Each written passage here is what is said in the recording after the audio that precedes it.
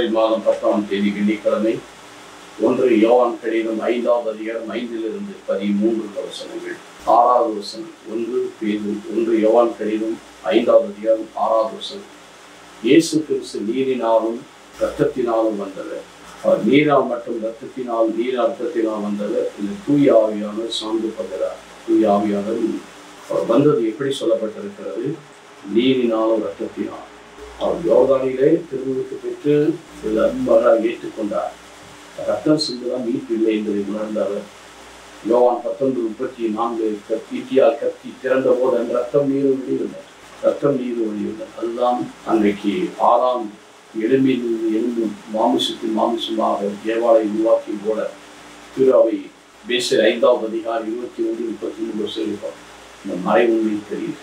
நம்மை உருவாக்கி இதாவது எப்படி வந்தார் என்றால், நம்மிடத்தில் எப்படி வந்தார் என்றால், நீர் என்பது பரிசுத்த ஆவியை குறிக்கிறது. ரத்தம் அவருடைய திரு உடலை குறிக்கிறது.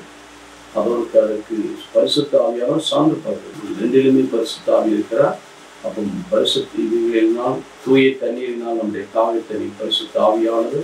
இதோ இயேசுனுடைய உடலோடு நாம் இணைக்கப்படுகிறோம். அதே நேரத்தில் பரிசுத்த ஆவியானவர் பாடுபட்டு மரித்து நமக்கு கொடுக்கப்பட்ட மாம்பெரும் கொடையாக நம்மிடத்தில் வாசம் செய்கிறார்.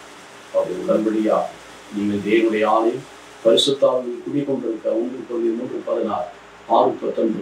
ஆகவே இந்த பரிசுத்த ஆவி நாம் சாட்சியமாக பெற்று நாம் இறைவனுக்குள் இன்றும் வாழும்போது இறைமகன் நீரினாலும் இரத்தத்தினாலும் வந்தவர். அதே போல நாம் நீரின் மனவாட்டியாகிய நாம் அந்த நீர் இரத்தத்தினாலே இந்த மறை உண்மை பெரிய அந்த உறவிலே பங்கு பெறுகிறோம். அதற்கு மேலாக பரிசுத்த ஆவி என்னாலும் நம்மை குடிக்கொண்டு நம்மை வழிநடத்தி நமக்கு என்றும் துணையாளராய் இருந்து நம்மை பாதுகாக்கிறார், வழிநடத்துகிறார். செபிப்போமா. எங்கள் நல்ல ஆண்டவர், நேற்றும் இன்றும் மாறாதவை உங்களுடைய கிருபையினால் எங்களை மூடி மறைத்துக் கொள். தொடர்ந்து ஆசீர்வதி பாதுகாப்பது நல்ல